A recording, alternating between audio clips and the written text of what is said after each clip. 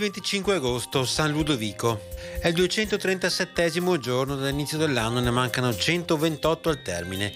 Il sole sorge alle 6:23, tramonta alle 20:01. La luna si leva alle 3:59 e tramonta alle 19:38.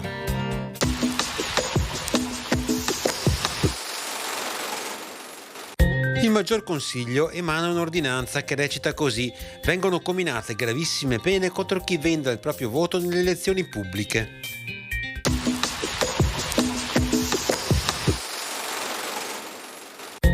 Le previsioni per domani: nuvolosità in aumento e successivamente qualche pioggia, più probabilmente dal pomeriggio e sui rilievi e zone limitrofe.